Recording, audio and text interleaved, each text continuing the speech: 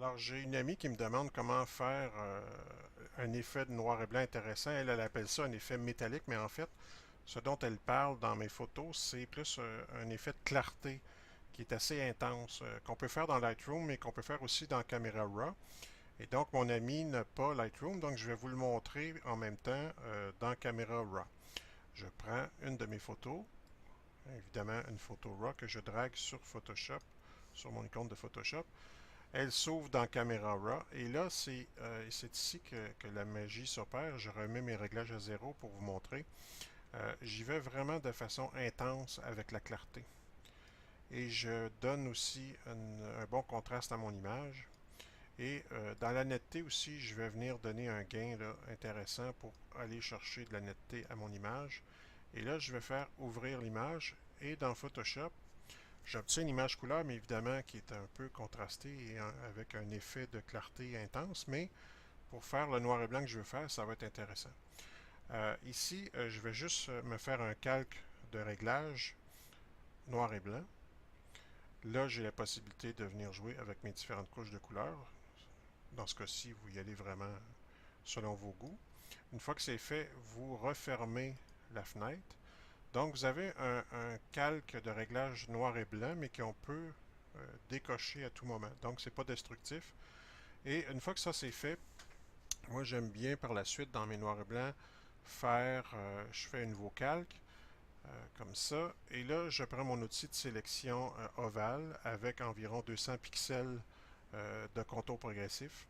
Et là, je vais venir faire un effet là, de vignettage. C'est pas dans le goût de tout le monde. Moi, j'aime bien faire un effet de vignettage dans mes noirs et blancs.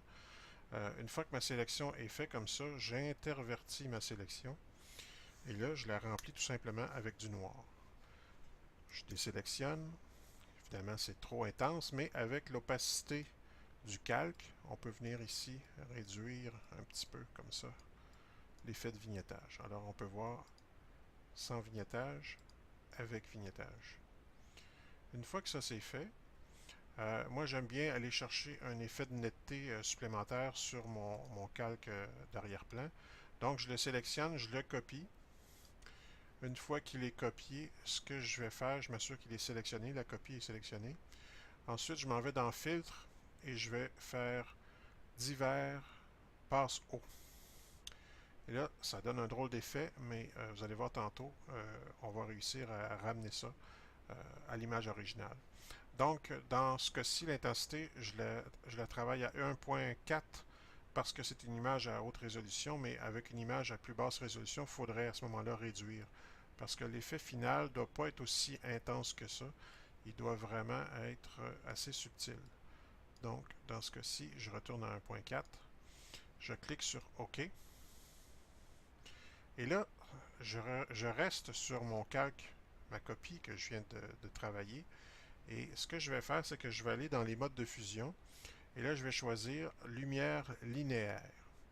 Et là, ce que ça fait, c'est que ça vient vraiment accentuer les pourtours euh, des détails de mon image. Si je le décoche, on peut voir la différence. Ça donne vraiment un effet de netteté à mon image. Évidemment, si c'est trop intense, comme tous les calques, vous pouvez venir jouer avec l'opacité du calque. Ça va permettre un effet un petit peu plus modéré. Donc, à partir d'une image RAW, on peut venir faire un noir et blanc intéressant comme ça. C'est pas mal de cette façon-là que je les travaille en général. Et puis, par la suite, ben, il suffit de sauvegarder votre fichier en JPEG pour pouvoir éventuellement le publier sur le web. Évidemment, quand je fais ça, tous mes calques s'aplatissent les uns avec les autres.